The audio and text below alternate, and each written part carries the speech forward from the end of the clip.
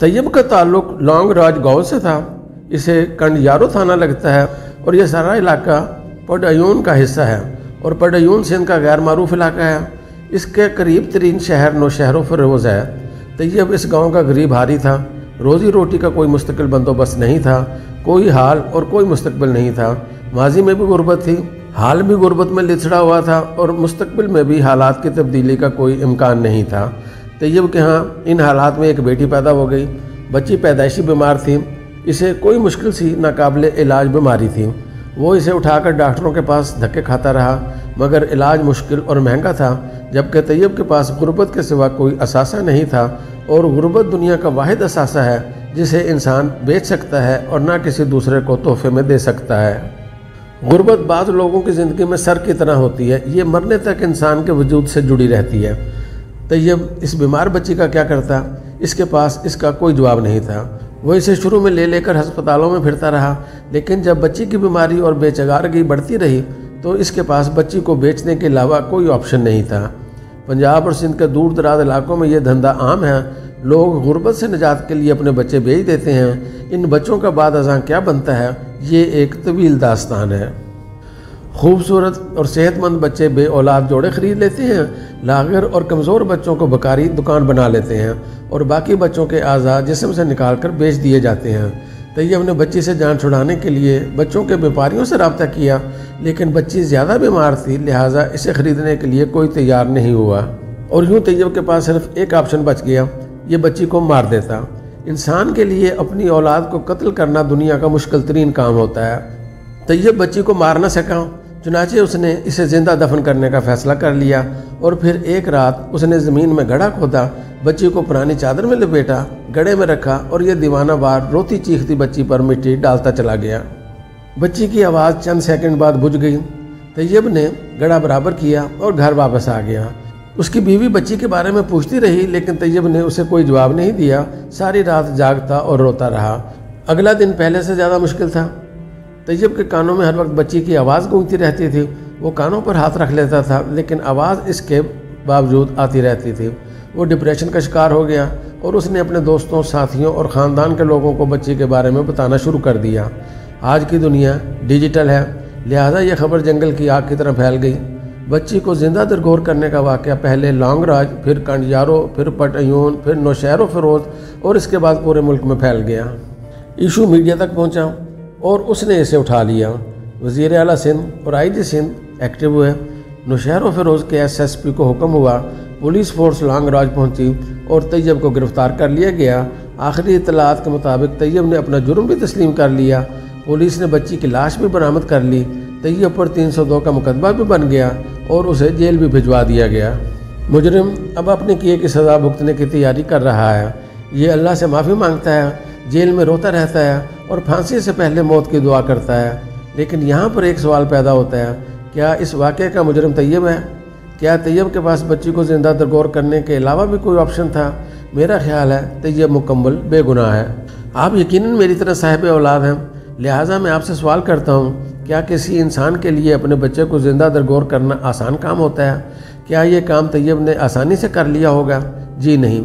इंसान का बच्चा, उसके वजूद, उसके जज्बात और उसके एहसासात का हिस्सा होता है और उसे यूँ रोता चीखता हुआ ज़िंदा दरगोर करना आसान नहीं होता। तैयब भी इंसान है, इसके लिए भी ये आसान नहीं होगा। दूसरा, आप ज़रा इंतहाई गुर्बत में जाकर देखें, आप अपने पाँव तैयब के जूतों में रख कर देखें। आपके पास 2 वक्त की रोटी नहीं, रोज़गार और ज़रूरत के दरमियान भी गैप है। आप और आपका ख़ानदान भी बीमार है और ऊपर से आपके यहाँ एक ऐसी बच्ची पैदा हो गई जो पैदाइशी बीमार है और कुर्बा जवार के किसी डॉक्टर को इसकी बीमारी का अंदाज़ा नहीं हो रहा। तैयब डॉक्टरों और अद्वियात की कीमत भी बर्दाश्त नहीं कर पा रहा। इसके पास बच्ची को हैदराबाद या कराची ले जाने का खर्च भी नहीं, और अगर ये किसी न किसी तरीके से बच्ची को कराची भी ले जाए तो ये खुद कहाँ रहेगा, इसकी बीवी और बच्चे कहाँ रहेंगे, और ये खाएं और पिएंगे कहाँ से? और अगर इलाज महंगा और तवील हुआ तो तैयब इसे कैसे बर्दाश्त करेगा?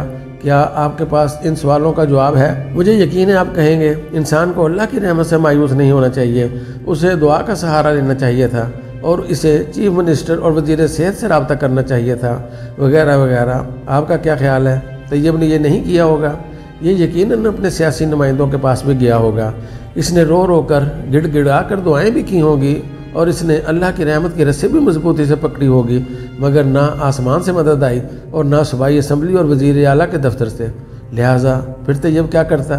کیا یہ بچی کو کندھے سے لگا کر گلی گلی بازار بازار پھرتا رہتا؟ اور اس سے بھی اگر مسئلہ حل ہو سکتا تو شاید یہ ایسا بھی کر لیتا، جبکہ حقیقت یہ ہے کہ اس سنگ دل اور بے رحم نظام میں کسی بیمار بچی کی کوئی گنجائش موجود نہیں۔ اس نے بہرحال مرنا ہی ہوتا ہے، یہ کسی ہسپتال میں فوت ہو یا ماں کی گود میں، یا پھر طیب کی طرح اس کا باپ اسے زندہ درگور کر دے، اس کا مقدر موت کے علاوہ کچھ نہیں ہوتا۔ چنانچہ میں طیب کو بے گناہ سمجھتا ہوں، میری نظر میں اس کا کوئی قصور، اس کی کوئی غلطی نہیں۔ حکومت کو چاہیے اسے ایوارڈ دے، اس نے کم از کم ریاست کے کندھے سے ایک بچی کا بوجھ تو اتار دیا، ورنہ یہ کام ریاست کو کرنا پڑتا۔ لیکن اگر اس کے باوجود حکومت کسی نہ کسی پر الزام عائد کرنا چاہتی ہے تو میرا خیال ہے کہ یہ پرچہ صوبائی وزیر صحت اور وزیر اعلیٰ سندھ کے خلاف درج ہونا چاہیے، یا پھر مقامی MPA، SSP یا ڈپٹی کمشنر پر۔ بچی کے اصل قاتل یہ لوگ ہیں۔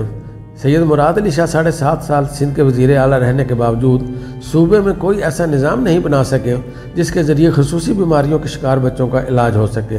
وزیر صحت کو بھی گرفتار کر کے پوچھنا چاہیے، اگر آپ کی وزارت میں اس قسم کی بچیوں کا مفت علاج نہیں ہو سکتا تو پھر آپ کی وزارت کی کیا ضرورت ہے؟ اور ڈپٹی کمشنر SSP سے بھی پوچھنا چاہیے، اگر آپ چند دن کی بچی کی حفاظت نہیں کر سکتے تو پھر آپ کس مرض کی دوا ہیں؟ پھر آپ کو مراعات، تنخواہیں اور پروٹوکول کیوں دیا جائے؟ کاش سندھ میں آج شیر شاہ سوری کی حکومت ہوتی تو یہ تمام لوگ اب تک پھانسی لگ چکے ہوتے ہیں۔ شیر شاہ سوری چوری کے بعد کوتوال کو پھانسی لگا دیتا تھا کہ اس کی مرضی، اجازت یا سستی کے بغیر چوری ممکن نہیں تھی۔ یا پھر علاؤدین خلجی کا زمانہ ہوتا تو اس نے بھی ان سب کو ایک قطار میں کھڑے کر کے ان کے سر اتار دینے تھے۔ کیونکہ وہ بھی سمجھتا تھا اگر سلطنت میں کسی شخص کے ساتھ ظلم ہو رہا ہے تو اس میں مقامی ذمہ داران بھی شامل ہیں۔ یہ کیسے ممکن ہے کہ گاؤں میں ایسی بچی پیدا ہو جائے اور اس کی بیماری اور خاندان کی اطلاع پولیس اور AC کے دفتر تک نہ پہنچے، اور وہ سرکاری فنڈ سے خاندان کی کفالت اور بچی کا علاج نہ کریں؟ لہٰذا خلجی بھی فوری طور پر مقامی عمائدین کے سر اتار دیا کرتا تھا۔ مگر آج ملک میں کیونکہ جمہوریت ہے اور لوگ جمہوریت میں عیش کرنے کے لیے آتے ہیں، طیب جیسے لوگوں کی اولاد کا علاج کرنے کے لیے نہیں، لہٰذا وزیر اعلیٰ کے کان پر اگر جوں بھی رینگی تو طیب کے خلاف رینگی اور اس کے حکم سے اسے گرفتار کر لیا گیا۔ کاش آج مراد علی شاہ کے ضمیر کی عدالت زندہ ہوتی، یا صوبائی وزیر صحت ڈاکٹر عذرا فضل پیچو ہو کا ضمیر اور احساس زندہ ہوتا تو یہ خود کو بچی کے قتل کا مجرم قرار دے چکے ہوتے اور یہ اعلان کر رہے ہوتے یہ سندھ کی آخری بچی تھی اور طیب آخری باپ۔ آج کے بعد سندھ میں کوئی بچی زندہ درگور نہیں ہوگی، کوئی بچہ علاج کے بغیر نہیں رہے گا۔